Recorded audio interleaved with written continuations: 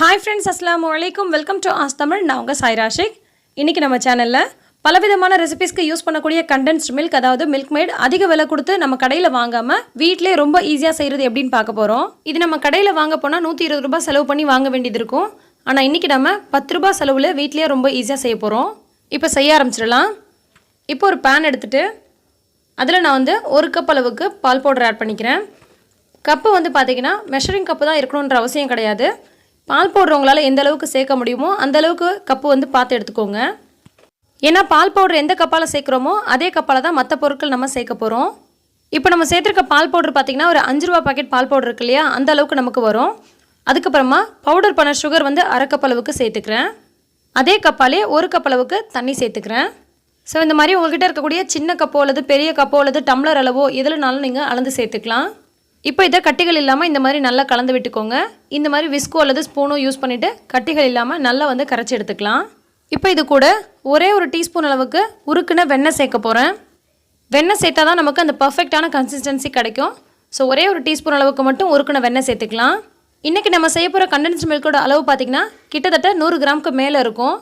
இந்த அளவு செய்கிறதுக்கு நமக்கு 10 ரூபா கிட்ட செலவாகும். இதுவே நீங்கள் 1/2 லிட்டர் போல் செய்ய போகிறீங்க அப்படின்னு சொன்னால் ஒரு 40 ரூபாலேருந்து 50 ரூபா ரேஞ்சுக்குள்ளே நம்மளால் செய்ய முடியும். அதே 1/2 லிட்டர் அளவு நம்ம கடையில் வாங்க போனோம்னா கண்டிப்பாக 120 ரூபா செலவாகும்.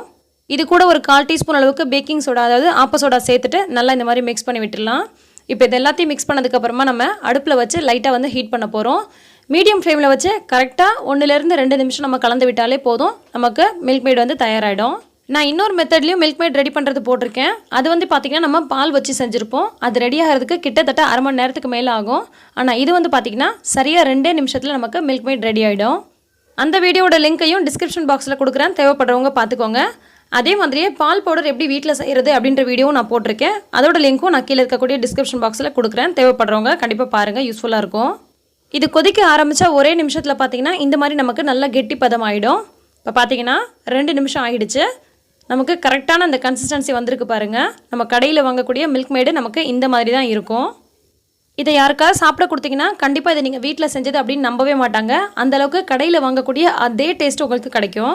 2 நிமிஷம் போல் கொதிக்கும் போது நம்ம கைவிடாமல் கிளறிட்டே இருக்கணும். இது வந்து இந்த மாதிரி நல்லா ஆறுனதுக்கப்புறமா அப்படியே நம்ம ஒரு பாட்டிலில் போட்டு ஸ்டோர் பண்ணிக்கலாம். அப்படி இல்லைனா லைட்டாக வந்து மிக்சியில் போட்டுட்டு ஒரு அரைச்சிட்டு அதுக்கப்புறம் ஸ்டோர் பண்ணிங்கன்னா இந்த மாதிரி உங்களுக்கு இருக்கும். இது நம்ம 6 மாதம் வரைக்கும் ஃப்ரிட்ஜில் வச்சு யூஸ் பண்ணிக்கலாம். கண்டென்ஸ்ட் மில்க் பயன்படுத்தி கடையில் வாங்கக்கூடிய பலவிதமான ரெசிபிஸ் நம்ம வீட்டிலேயே செய்ய முடியும். மில்க் மேட் அதிக விலை கொடுத்து வாங்கணுமா அப்படின்னு யோசிச்சுட்டு நிறைய பேர் நிறைய விதமான ரெசிபிஸ் செஞ்சிருக்க மாட்டீங்க. ஸோ இந்த மாதிரி நீங்கள் வீட்டிலே கம்மியான செலவில் ரெடி பண்ணி வச்சிட்டிங்க அப்படின்னு சொன்னால் பல விதமான ரெசிபிஸ் செய்ய முடியும். வீட்டிலே ஐஸ்கிரீம் செய்யலாம், அதே மாதிரி புட்டிங் செய்கிறதுக்கு, கேக் செய்கிறதுக்குலாம் இது ரொம்ப ரொம்ப சூப்பராக இருக்கும், பயங்கர டேஸ்ட்டாக இருக்கும். ஸோ இந்த மாதிரி அதிக விலை கொடுத்து கடையில் வாங்கக்கூடிய பொருளெல்லாம் எப்படி ரொம்ப ஈஸியாக வீட்டிலே செய்கிறது, கம்மி செலவில் செய்கிறது அப்படின்றத நம்ம ஒவ்வொரு வீடியோவாக பார்த்து வந்துட்டுருக்கோம். அதே மாதிரியே இன்னும் பல வீடியோஸ்லாம் கண்டிப்பாக உங்களுக்காக வந்துட்டே இருக்குது. அதெல்லாம் நீங்கள் மிஸ் பண்ணாமல் பார்க்கணும் அப்படின்னு சொன்னால் நம்ம சேனலை சப்ஸ்கிரைப் பண்ணி வச்சுக்கோங்க. பக்கத்தில் இருக்கக்கூடிய பெல் ஐக்கான் இருக்கு இல்லையா, அதையும் கிளிக் பண்ணிவிடுங்க. அப்போ தான் நீங்கள் நம்ம வீடியோஸை மிஸ் பண்ணாமல் பார்க்க முடியும். ஸோ இந்த வீடியோ உங்களுக்கு பிடிச்சிருந்தா லைக் பண்ணி மற்றவங்களுக்கும் ஷேர் பண்ணுங்கள். மறக்காமல் ஆஸ் தமிழ் சேனலை சப்ஸ்கிரைப் பண்ணிவிடுங்க. எல்லா புகழும் இறைவனுக்கே. நன்றி.